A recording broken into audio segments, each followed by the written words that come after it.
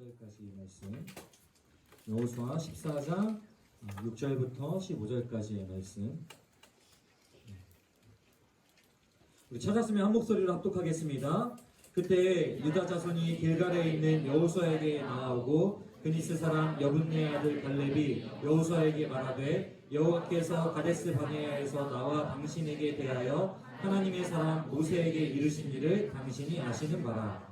내 나이 40세에 여호와의 종 모세가 가데스 바네아에서 나를 보내어 이 땅을 정탐하게 하였으므로 내가 성실한 마음으로 그에게 보고하였고 나와 함께 올라갔던 내 형제들은 백성의 간담을 높게 하였으나 나는 내 하나님 여호와께 충성하였으므로 그날에 모세가 맹세하여 이르되 내가 내 하나님 여호와께 충성하였은즉 내 발로 밟는 땅은 영원히 너와 내 자손의 기업이 되리라 하셨나이다.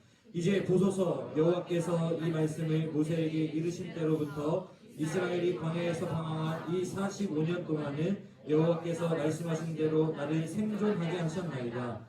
오늘 내가 85세로 돼 모세가 나를 보내던 날과 같이 오늘도 내가 여전히 강건하니 내 힘이 그때나 지금이나 같아서 싸움이나 출입에 감당할 수 있으니 그날에 여호와께서 말씀하신 이 산지를 지금 내게 주소서. 당신도 그날에 들으셨거니와 그곳에는 아낙 사람이 있고 그 성읍들은 크고 견고할지라도 여호와께서 나와 함께 하시면 내가 여호와께서 말씀하신 대로 그들을 쫓아내리이다 하니 여호수아가 여분네 아들 갈렙을 위하여 축복하고 헤브론을 그에게 주어 기업을 삼게 하매 헤브론이 그니스 사람 여분네 아들 갈렙의 기업이 되어 오늘까지 이르렀으니 이는 그가 이스라엘의 하나님 여호와를 온전히 쫓았습니다. 헤브론의 옛 이름은 기랏 아르바라. 아르바는 아낙 사람 가운데 가장 큰 사람이었더라. 그리고 그 땅에 전쟁이 그쳤더라. 아멘. 오늘 이렇게 말씀 읽으면서 자꾸 아까 찬양인도 했던 그 강건이가 생각나가지고 내가 여전히 강건하니. 오늘 찬양인도 그래서 생각나요. 미안해요. 안 먹히는 개그는 치지 말아야 되는데 또 욕심이 나가지고. 유명한 말 중에 여러분 이 말 모르는 사람 없을 거예요. 지피지기면 백전불태다. 들어보셨죠? 네. 무슨 말이죠? 손자병법에 나오는 말인데 상대를 알고 나를 알면 100번 싸워도 어떻다? 위태롭지 않다라는 지피지기 백전불태라는 말이 있습니다. 생각해보면 너무 당연한 말이에요.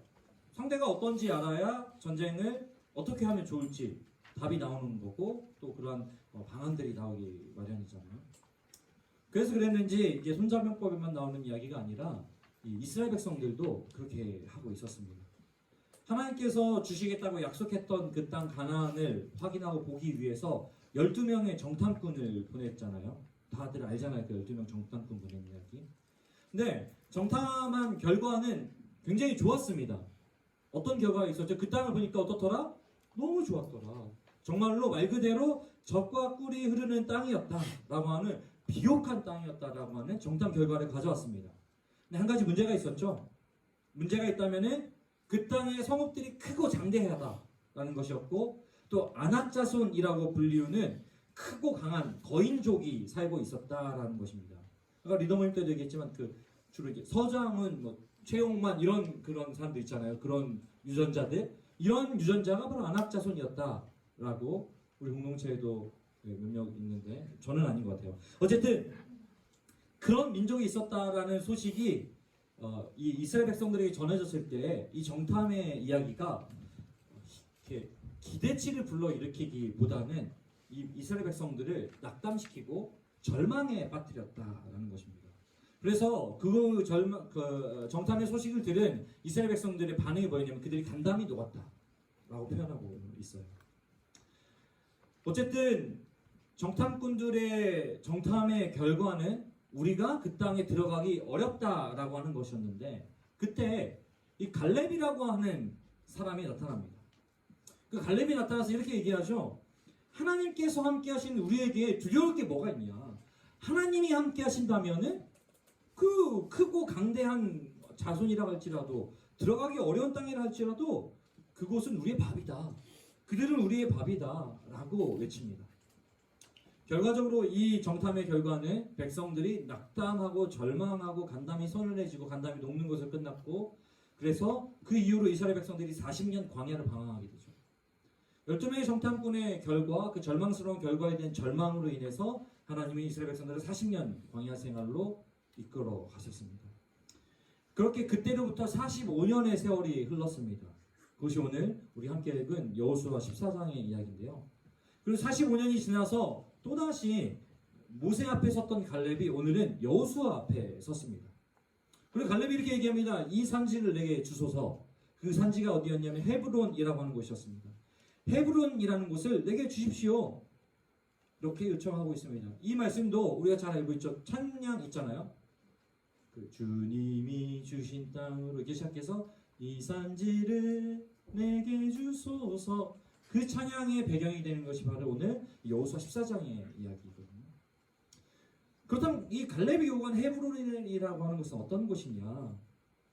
이 헤브론은 산지예요. 그것도 험하고 높은 산지 지역입니다. 쉽게 말해서 다른 이스라엘 지역에 비해서 정복하기 어려운 군사적 요충지라고 했던 요충지라는 것이고요.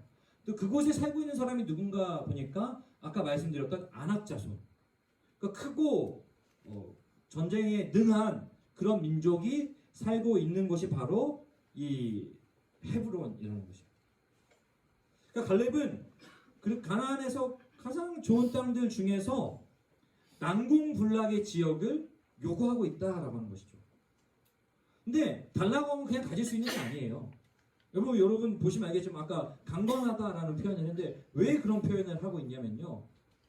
지금 그냥 저에게 주세요 해서 들어갈 수 있는 게 아니라 직접 정복해야 된다라고 하는 이 과제가 남아있기 때문에 사실 이 산지를 내게 주소서 요청하는 것은 꽤나 어떠한 모험심을 가지고 도전 정신을 가지고 해야 된다는 거죠. 그런데 아까 45년의 세월이 흘렀다 그랬잖아요. 그럼 45년 전에 12정탐꾼 중에 한 사람이었던 갈렙은 몇 살이었을까요? 그때의 나이가 몇 살이라고 오늘 소개하고 있죠? 내 나이 40이었다. 그리고 지금 몇 살이에요? 85세. 지금 가나안을 정복하는 세대 중에서 이 85세가 넘는 사람은 없습니다. 왜 그럴까요? 가나안에 들어오는 조건이 뭐였냐면은 애굽에서 태어나지 않은 사람이어야 됐습니다. 애굽에서 태어난 자 중에 20세가 넘지 않아야 됩니다. 그러니까 가나안에 들어온 사람 중에 최고령자는 애굽에서 나올 때 20세가 넘지 않은 사람들이었다는 거죠. 그런데 갈렙은 애굽에서부터 나왔거든요. 갈렙이 애굽에서 나올 때의 나이가 39세 내지는 40세입니다. 그리고 정탐이 40세. 그 말은 뭐예요? 지금 가나안 땅에 들어온 사람 중에서 갈렙이 가장 연장자라는 겁니다. 여호수아와 갈렙 두 사람이 연장자예요. 그렇다면 그렇잖아요, 여러분. 그래도 땅을 분배하는 과정에서 요청한다면은 연장자니까 젊은 사람들이 정복하고 이런 일을 할 수 있는 걸 능할 테니 그들에게는 조금 험준한 지역들을 맡겨주고 이렇게 연장자인 갈렙은 조금은 정복하기 쉬운 지역을 달라고 요청할 수도 있는 거 아니겠습니까? 그 정도 되잖아요. 45년을 헤맸는데. 그런데 오늘 여호수아가 편하게 얻을 수 있는 그런 땅이 아니라 헤브론을 요청하고 있다라고 하는 것입니다. 오늘 갈렙이 이 같은 요구를 할 수 있었던 이유가 무엇일까요?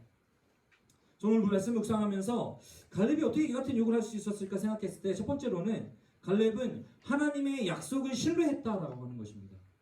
어떻게 했다고요? 하나님의 약속을 신뢰했다.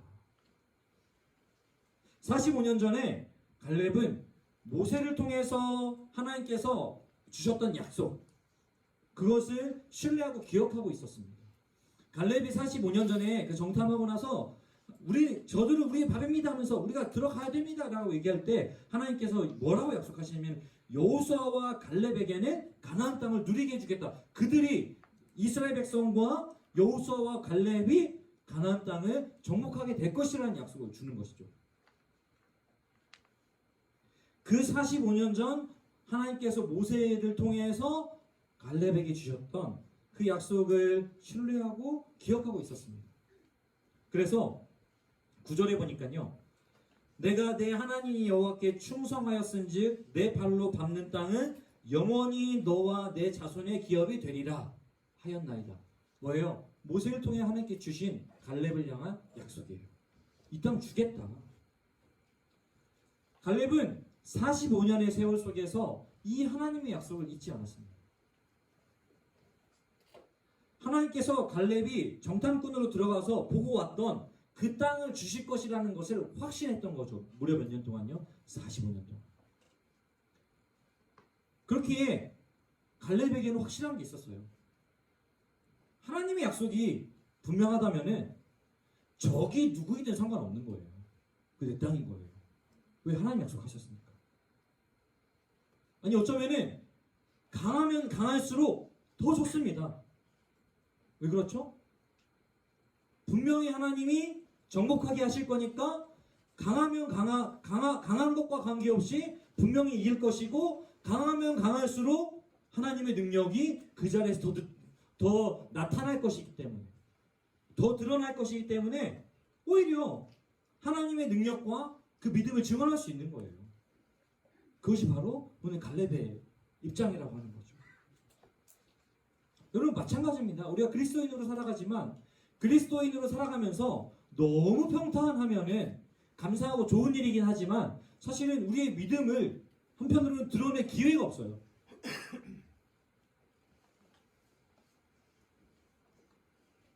그러나 우리의 현실이 우리가 마주하는 현실이 크면 클수록 그 무게가 무거우면 무거울수록 하나님의 능력과 그런 하나님께 쓰임받는 우리의 믿음을 증거할 수 있는 오히려 도구가 될 수 있다고 하는 것이죠. 왜요? 그 어떤 것도 우리를 결코 그리스도의 사랑에서 끊을 수 없으며 그 어떤 것도 우리를 해할 수 없기 때문에 그렇습니다. 그렇기 때문에 오히려 감당하는 일이 크면 클수록 해볼 만한 거죠. 물론 막상 직면하면 좀 무섭긴 하죠.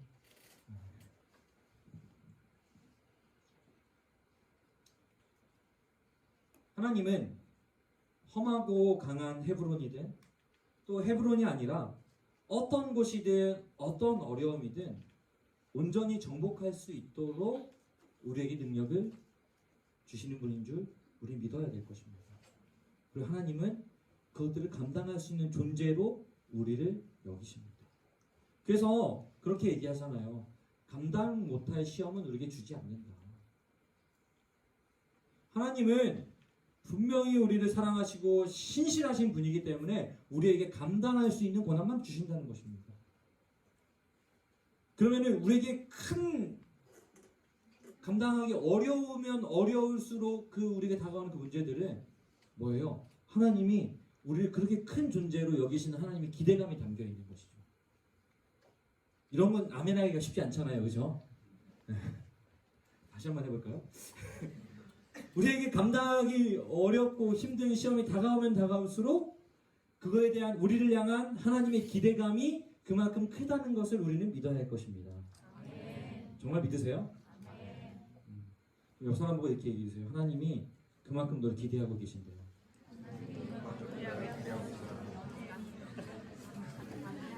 씁쓸하지만 그렇지. 잘 생각해 보세요. 나에게 감당하기 괜찮은 시험만 다가오고 있다. 고민 많이 하셔야 됩니다. 하나님이 나도 약하긴 약한데 하나님 정말 나를 연약하게 보이는 건 아닐까 하시면서 오늘부터 금식하면서 시험이 클수록 하나님 날 신뢰하시는구나, 기대하시는구나. 시험이 작을수록 금식하고 회개하고 하는 게 어쩌면 좋을지도 모르겠습니다. 농담인데요. 엄청 너무 저주하는 것 같잖아요. 정말 우리가 그런 하나님의 우리를 향한 기대감을 우리 신뢰할 수 있었으면 좋겠습니다. 또 갈렙은 45년 동안 여전히 강건하게 하셨던 그 하나님의 뜻을 알았습니다. 갈렙은 하나님의 약속을 신뢰했고요. 그리고 45년 동안 살게 하셨던 그 이유를 알았다는 거예요. 갈렙이 이런 고백을 할 수 있었던 거. 첫 번째 뭐라고요? 하나님의 약속을 신뢰했다. 두 번째 뭐라고요? 하나님께서 살게 하신 이유를 알았다고 하는 것입니다. 10절 11절에 보면은 이렇게 되어 있습니다. 모세에게 이르신 때로부터 이스라엘이 광야에서 방황한 이 45년 동안을 여호와께서 말씀하신 대로 나를 생존하게 하셨나이다.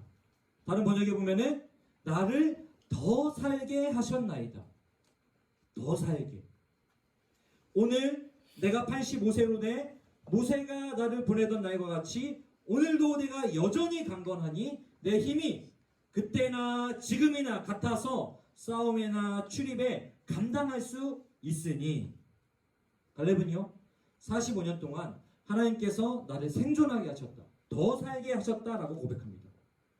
이 말이 뭐냐면요, 갈렙은 자신의 생존의 목적이 무엇인지 분명히 알고 있었다는 겁니다. 하나님께서 약속하신 땅을 정복하도록 하기 위해서, 그 땅이 진짜로 선물로 주어진다는 것을 알도록 하기 위해서 생존하게 하셨음을 알았던 거예요.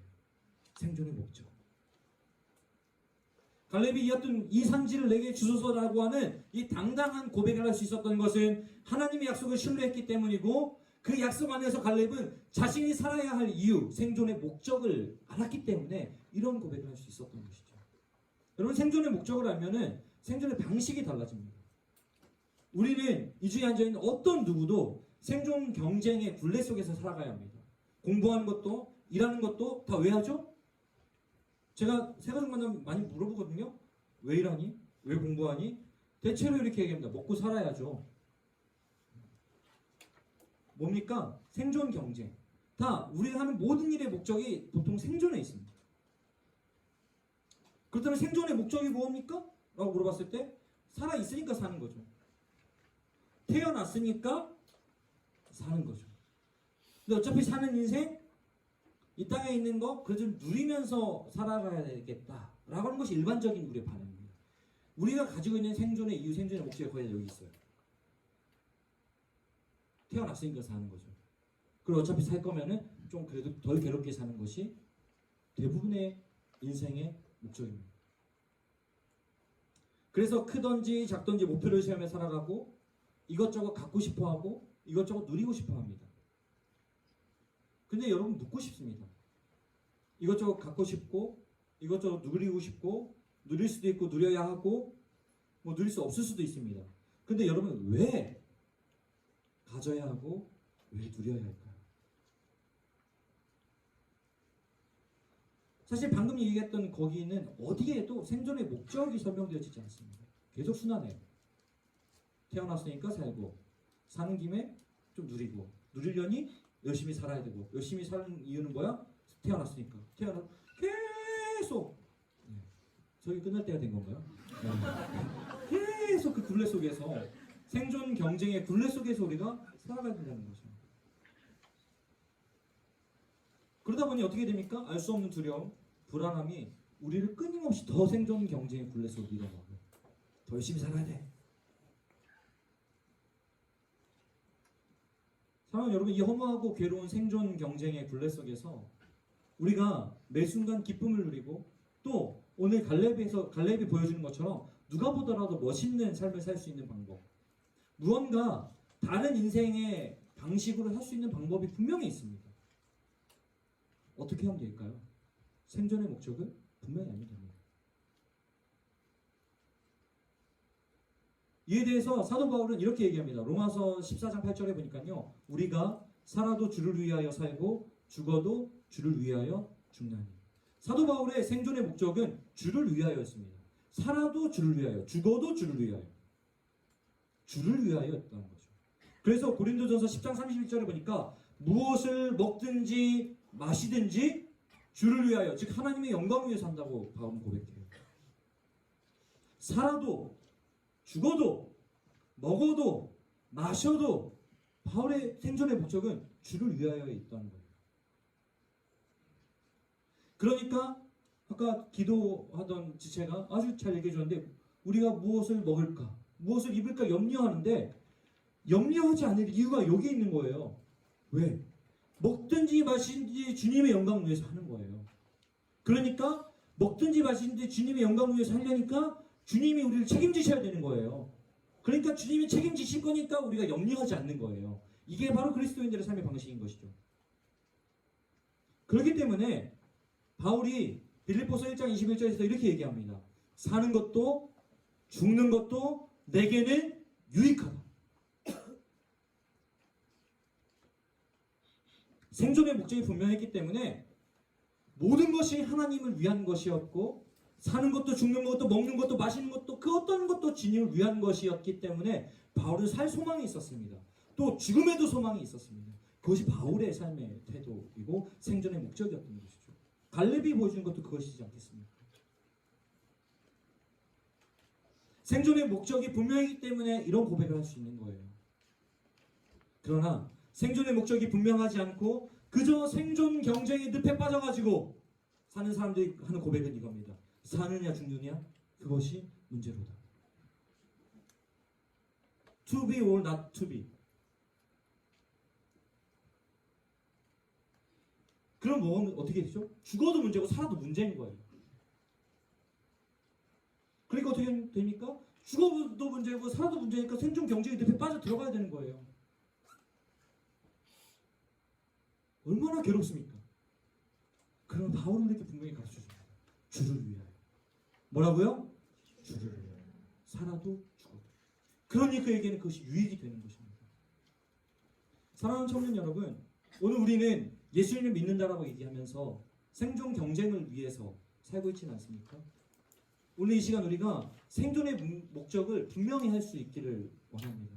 하나님은 이 자리에 모여있는 저와 여러분을 통해서 이 땅 가운데 하나님의 사랑과 정의가 구현되기를 원하시는 줄로 믿으시기 바랍니다. 그것이 오늘 우리의 생존의 목적입니다. 다시 얘기할게요. 오늘 하나님께서는 저와 여러분을 통해서 이 땅에 하나님의 사랑과 공의가 온전히 하나님의 사랑과 정의가 온전히 구현되기를 원하십니다. 그것을 이루는 삶. 그것이 뭐예요? 하나님의 영광을 위한 삶. 그것이 주를 위하여입니다. 바울은 그것이 바로 복음을 전파하는 일이라고 여겼기 때문에 끝없이 복음을 전하며 살았던 것이에요. 우리가 알고 있는 믿음의 선배들 역시 그 어떠한 것이 하나님의 사랑과 공의가 실현되는 것이라고 믿었기 때문에 노예제 해방을 위해서 몸을 바쳤고 또 조국의 아픔을 위하여서 눈물 흘렸고 그리고 교회를 세웠고 그 모든 일을 감당할 수 있었던 것입니다. 무엇 때문에요? 하나님의 영광.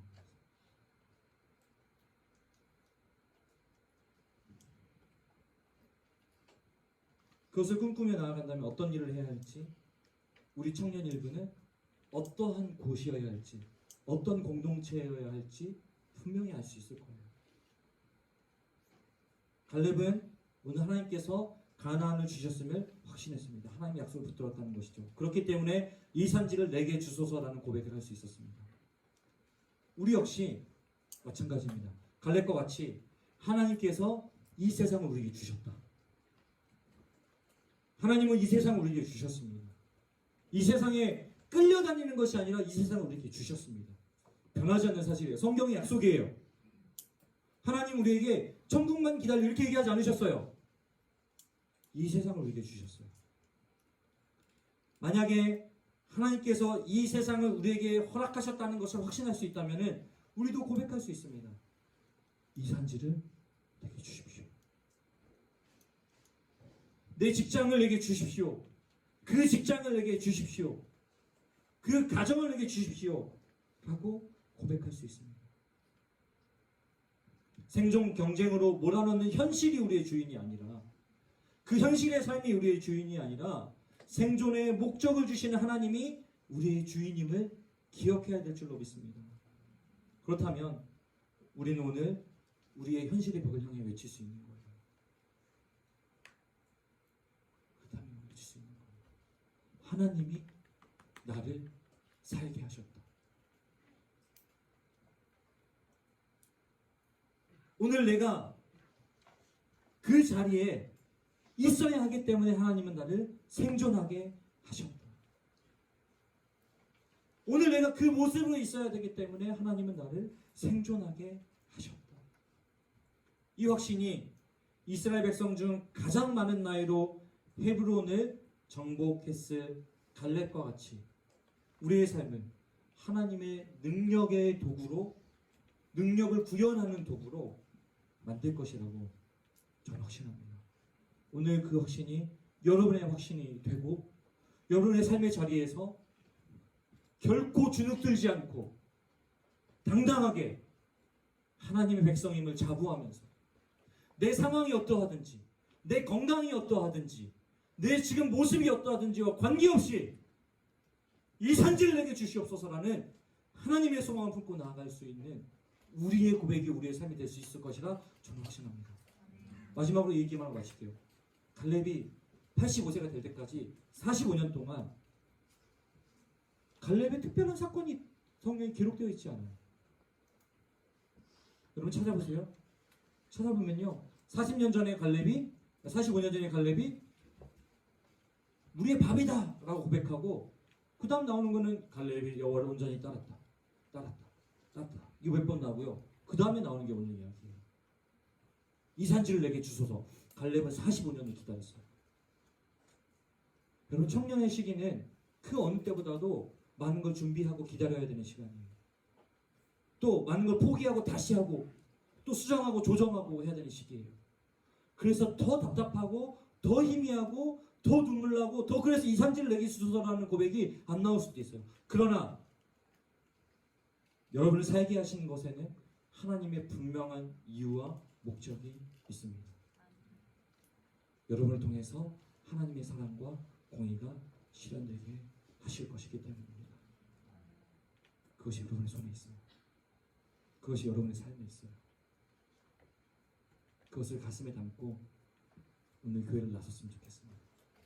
그것을 가슴에 담고 여러분의 삶의 자리에서 담당하게 살았으면 좋겠습니다. 그것이 저의 소원이고 그것이 우리의 소원이 되길 주님의 이름으로 축복합니다. 그런 마음으로 좀 묵상하면서 기도할 사람 좀 기도하고 또 같이 고백할 사람들은 이 찬양으로 같이 고백했으면 좋겠는데요. 주님 내 길을 잘 아시고 내 걸음하시는 어둠에서 빛을 내시는 그분을 믿는 우리 이 고백이 우리의 고백입니다. 내 길을 잘 아시고 내 생존의 목적을 분명히 하시는 그 주님을 함께 찬양하겠습니다. 주님 내 길을 잘 아시고 주님 내 길을 잘 아시고 내 걸음 하시네 어둠에서 빛을 내시는 그분을 믿네 무엇으로 주를 섬길지 어디로 가야 할지 헤매이는 나를 아시고 길을 여시네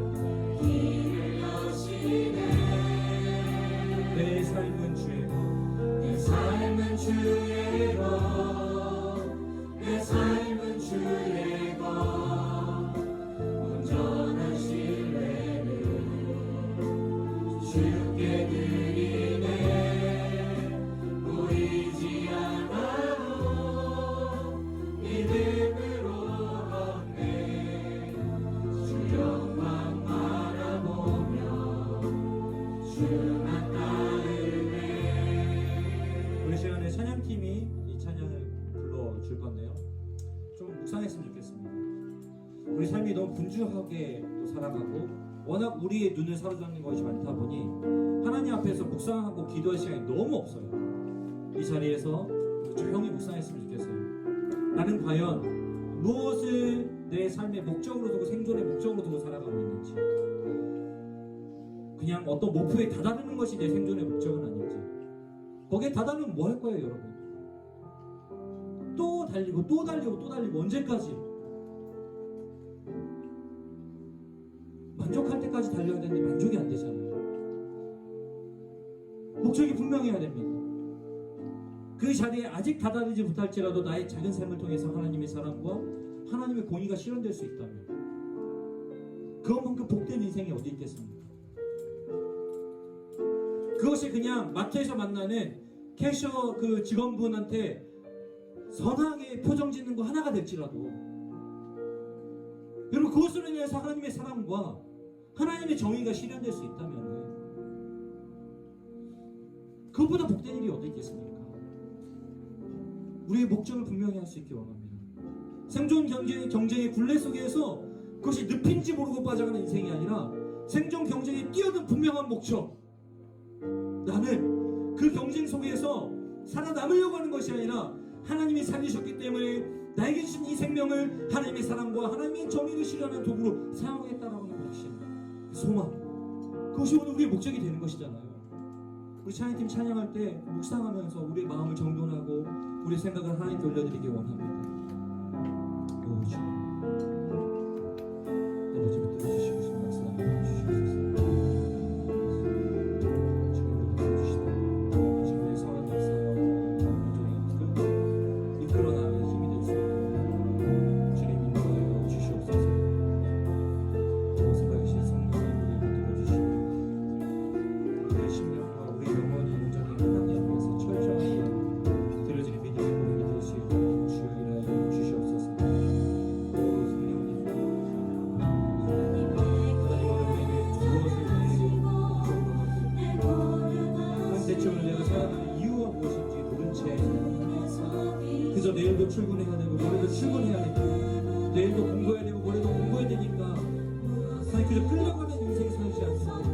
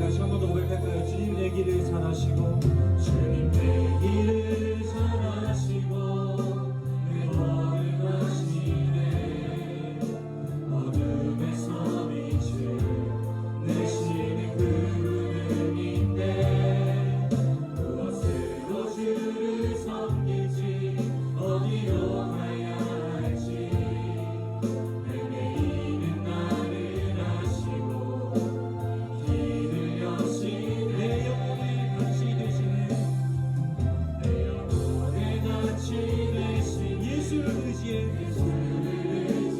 생명의 빛이 그 생명의 빛 죽었던 나를 살리네 날마다 새 십자가 지고 예수만 따르리 부활이요 생명이신 주 영생을 누리네 우리 한 번 더 내 영혼이 같이 되시는 예수를 의지해 내 영혼의 같이 되시는 예수를 의지해 그 생명의 빛이 죽었던 나를 살리네 날마다 네 십자가 지고 예수만 따르리 부활이요 생명이신 주 영생을 누리네 다시 한번 고백합니다. 내 삶은 즐거워 아멘 내 삶은 즐거워